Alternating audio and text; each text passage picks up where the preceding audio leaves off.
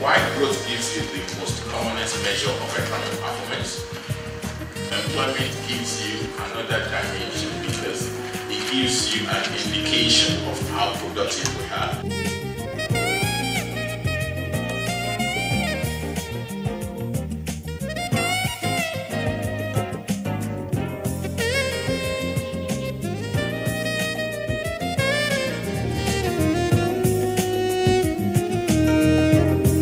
All that you said, you ended up to saying there's need for investment.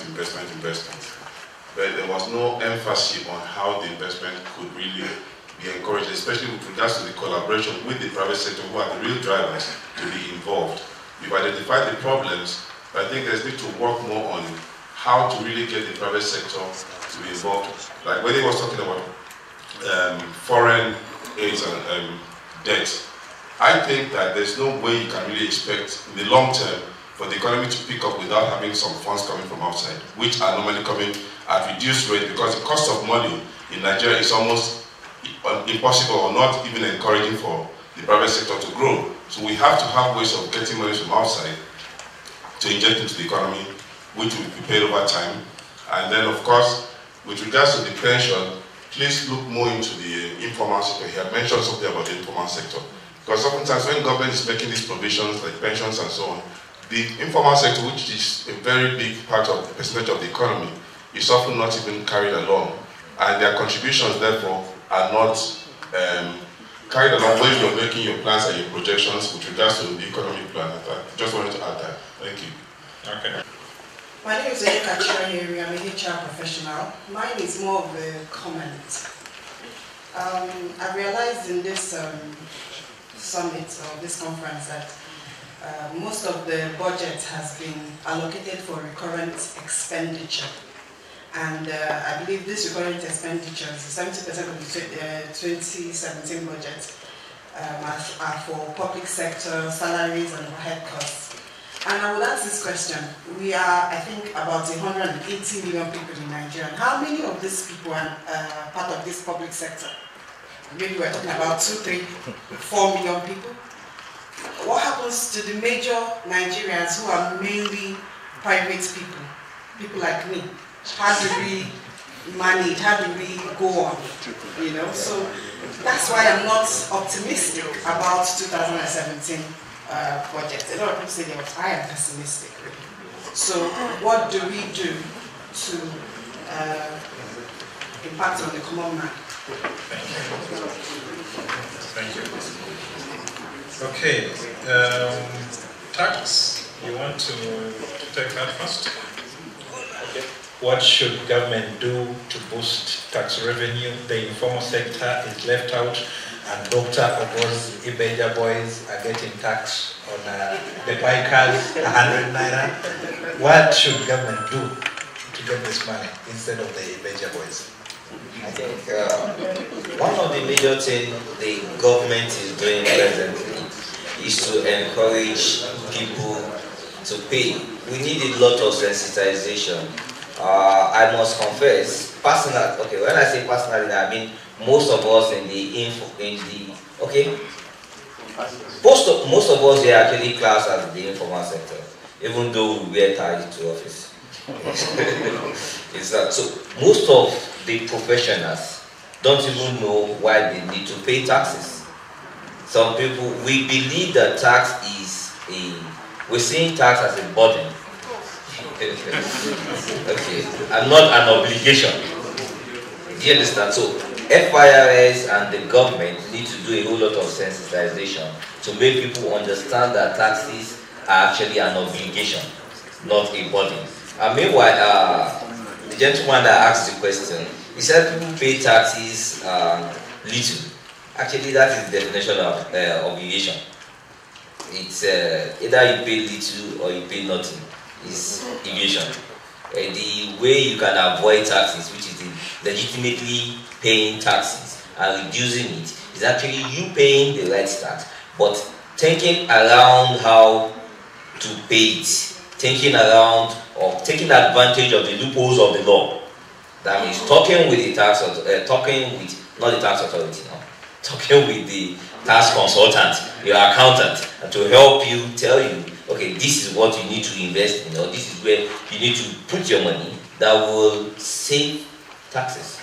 Okay, and because most of the tax revenue is what pays the recurring budget, do you think Nigeria's wage bill is too big? Should people's salaries be reduced? Salaries, yes, be reduced. Well, the salary really did not, the amount of your take home, it's really not, a percentage of your income is taxed. So either it is big or small, the percentage remains. You understand? So either you're taking big money or you're taking small money, the percentage that you pay in tax almost remains. Okay. And lastly, Dr. Ogo. Yeah, Mr. Finance Minister says reduce the rates. Mr. Godwin Emefiele says it's a big mistake.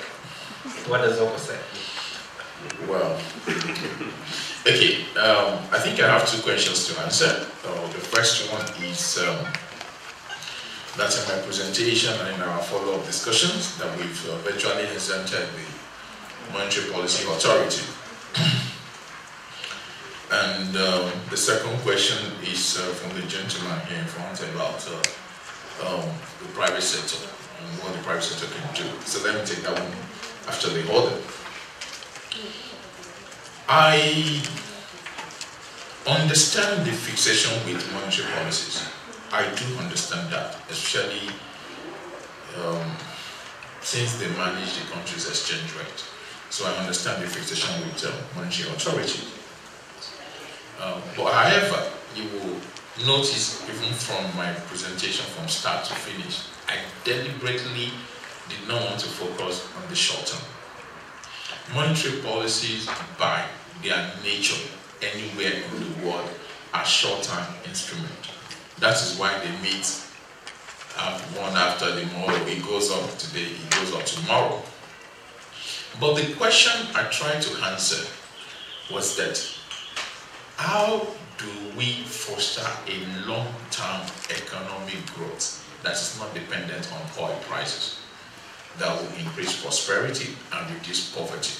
You know, that is not something central banks do. In fact, they don't have the capacity to do it. So, if I focus on interest rate, I can do that. I can do a 1-hour analysis on monetary policy. But for me, it would be like a wasted 1 hour. And I will tell you why. When monetary policies meet, when MPC meet, for instance, and they say, oh, we leave interest rate at 14%, which is what it is at the moment. We leave CRR at this, CRR and that. Usually, they are reacting and responding to economic conditions. The reason the Central Bank of Nigeria has left the rates unchanged for the past 3 months is because there has been no single movement on the fiscal side. There has been no single movement. I bet you if the budget is passed and there are some releases, some capital expenditure, you will see the next MPC, they will react.